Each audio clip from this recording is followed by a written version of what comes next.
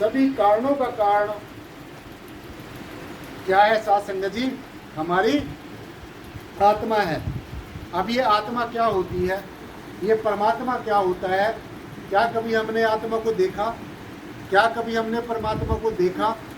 क्या कभी हमने अपने अंग संग होने का अनुभव किया? क्या हम सिर्फ सुनते ही सुनते रहे, पढ़ते ही पढ़ते रहे कि परमात्मा कण कण के अंदर विराजमान है, परमात्मा अखिल ब्रह्मांड के रोम रोम में रमा हुआ है? ये हम सुनते रहे, पढ़ते रहे, सत्संगों में सुनते रहे?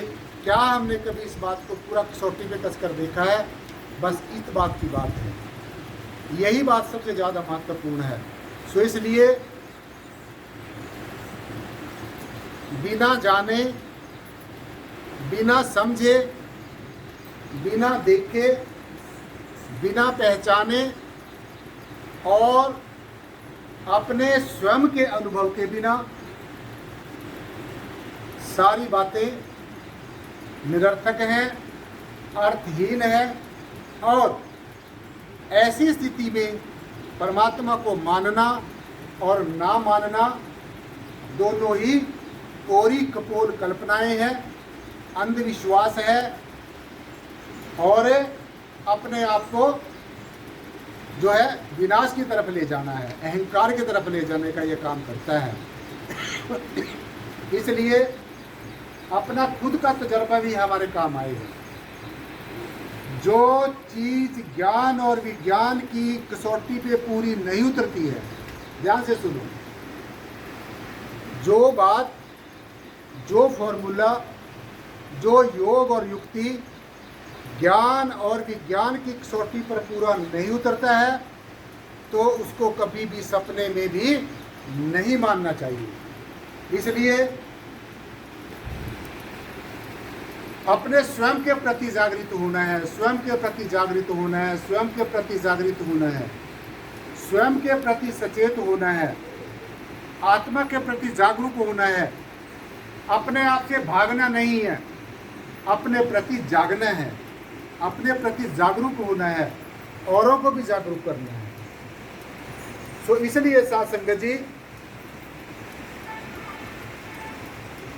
कसौटी पे जो चीज आपने अभी कसी नहीं है, उसको कभी भी सपने में भी स्वीकार नहीं करना है।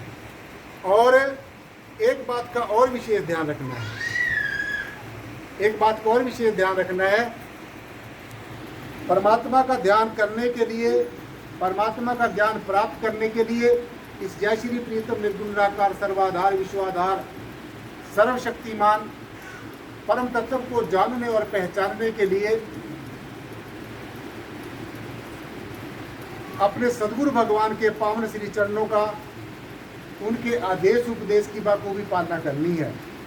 जो इंसान अपने सद्गुरु के आदेश उपदेश की पालना नहीं करता, वो निश्चय भटक जाया करता है और काल की माया के वशीभूत हो जाता है, और जहाँ से उसने यात्रा शुरू की है वो फिर वहीं पर पहुँच जाता है और संसार की दलदल में फंस जाता है।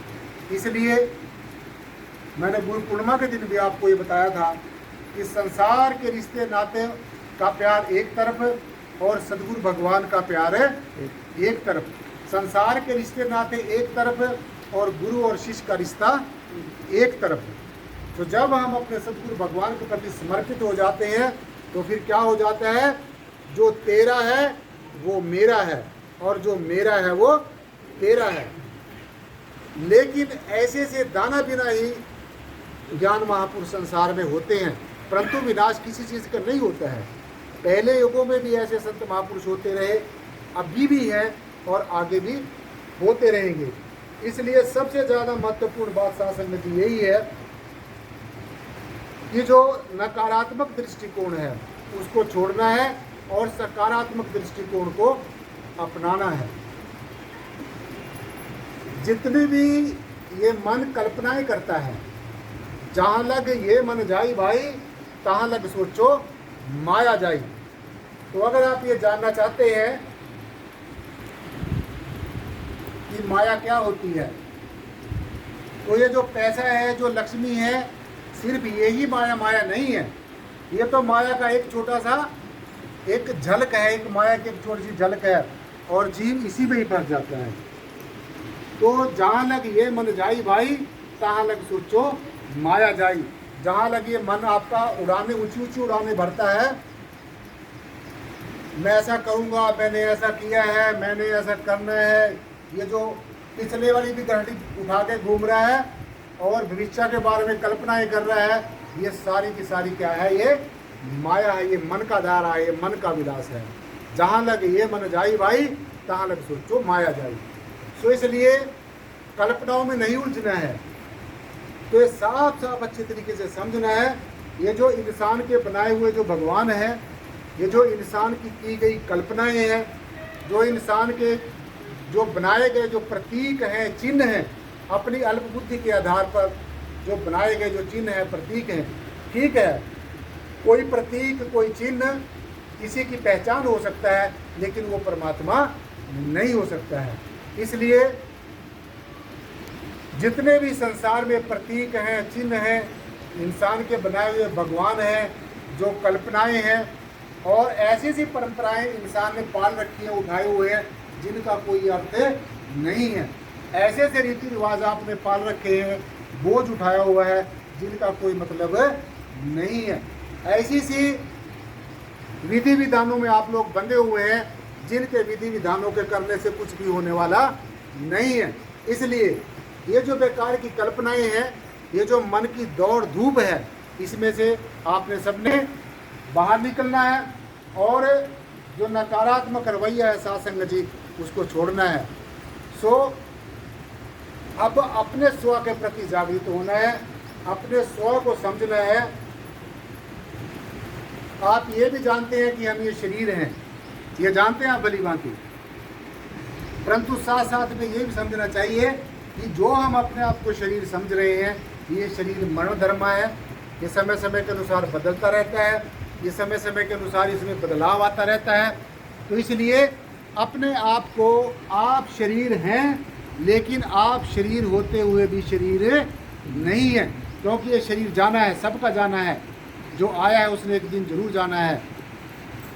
इस शरीर के अंदर जो मन है, आप बखूबी ये भी समझ लेते हैं कि हम मन है, क्योंकि मन से आप हमेशा काम लेते हैं।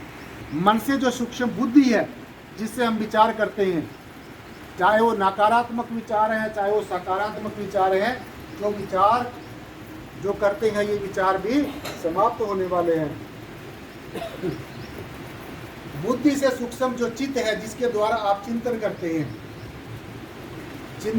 हैं, तो इस चिंतन जो चित्त के अंदर जो चिंतन है, ये भी टाइम टू टाइम बदलता रहता है। तो इसलिए हमने ये भली भांति समझना है साथ संगत जी, कि जो बदलने वाली चीज़ है उसको आत्मसात नहीं करना है। जो जन्मती है, मरती है, अपना स्वभाव बदलती है, अपना प्रभाव बदलती है, और जो कभी मिलती है, कभी बिछुड़ती है, कभी आती है, कभी जाती है, तो ये जो आने जाने वाली चीज़ें, मिलने और बिछड़ने वाली चीज़ें, संयोग और वियोग वाली चीज़ें, कभी हमारे पास है, कभी हमारे से दूर है, ऐसी सी संसार की चीज़ें, ये हमेशा रहने वाली नहीं है। तो सबसे उत्तम, सबसे श्रेष्ठ, हमारा जो सबसे अच्छा जो दोस्त है, जो हमारा परम हित ऐसी है, जिसके होने से हम हैं और जिसके होने से हम नहीं है, वो मैं पहले आपको अर्ज कर चुका हूँ कि वो हमारी आत्मा है, वो हमारा अपना नाम है, निज नाम है। सो अगर ये देखा जाए कि आज ये जीव इतना दुखी क्यों है, देखो ये पूजा भी करता है, पाठ भी करता है, सत्संग में भी आता है और तरह तरह के धार्मिक कृत्य भी करता है, लेकिन इतना होने के बावजूद भी फिर भी ये जीव दुखी क्यों है? तो इसका एक विशेष कारण है। ध्यान से सुनना, जितने भी आप ये पूजा पाठ, जप तप, संयम साधनाएं बाहर करते हैं, ये धार्मिक कृत्य हैं, इनका हमें कुछ ना कुछ जीवन में जरूर मिलता है, परंतु जब तक आप अपने स्व स्वरूप को नहीं जानेंगे, जब तक आप अपनी आत्मा को नहीं जानेंगे, पहचानेंगे नहीं, जब तक आप आत्म मंथन नहीं करेंगे, जब तक आप आत्म निरीक्षण और परीक्षण नहीं करेंगे, तो ये सारे बाहर के किए गए कर्मकांड, इनका कुछ भी मिलने वाला नहीं है। चलो थोड़ा बहुत हमें कुछ मिल गया, अच्छी बात है, सीखने को मिल गई, परंतु जब तक हम इस जय श्री प्रीतम निर्गुण निराकार सर्वाधार विश्वाधार परम तत्व को, इस परिपूर्ण ब्रह्म को नहीं समझेंगे तो तब तक हमारी ये बुद्धि सुलझने वाली नहीं है। तो इसलिए सासंग जी अपने निज स्वरूप को जानना है। परम श्रद्धेय परम पूजनीय संत शिरोमणि श्री गुरु रविदास जी महाराज ने अपनी पावन वाणी में एक समूची मानवता को, किसी जाति विशेष को नहीं, कभी आप समझते हो कि एक गुरु रविदास जी एक जाति के गुरु हुए हैं। जब कोई सदगुरु संसार में आता है, जब ये परमेश्वर परब्रह्म निर्गुणाकार सर्वाधार विश्वाधार परम तत्व संतों का रूप धारण करके सृष्टि पे आता है। संत रूप अपना तन धरया, जब मौला आया, मौला आदमी बन आया, आदमी बन आया, फिर सारा जगत चेताया। मौला परमात्मा ईश्वर अल्लाह गॉड वाहेगुरु जो भी आप अपने नामों में कहते हैं, जब भी ये हम जैसे बोले भटके जीवों को संदेश देने के लिए आता है, इस त्रिगुणात्मक माया से बाहर निकालने के लिए परमेश्वर आता है, तो फिर संतों का रूप धारण करके आता है। संत रूप अपना तन धरया, और अलग अलग रूपों में आता है, अलग अलग गुरुओं के रूपों में आता है, परंतु जो सत्य का ज्ञान कराता है, जो सत्य का बोध कराता है, जो अपने प्रति हमें जानकारी प्राप्त देता है, आत्मा के बारे में हमें ज्ञान देता है, ध्यान करने की विधि बताता है, वो जो आत्मज्ञानी सदगुरु है। और आत्मज्ञानी सदगुरु ब्रह्म ज्ञानी सदगुरु ऐसा नहीं है कि जो पहले सदगुरु चले आए हैं संसार में, आप उनको एक फोटो बना बना के कल्पना को उठाए घूमते रहो, उससे कुछ भी मिलने वाला नहीं है। जो समय का सदगुरु होता है, जो पहले हमारे सदगुरु साहबान हुए हैं, चाहे वो किसी भी धर्म में हुए, किसी जाति में पैदा हुए हैं, भारत में हुए हैं या बाहर विदेशों में हुए हैं, तो वो उस समय के टीचर प्रीचर थे। अब वो आपको उपदेश देने के लिए नहीं आएंगे, अब उनकी हमने वाणी को पढ़ना है,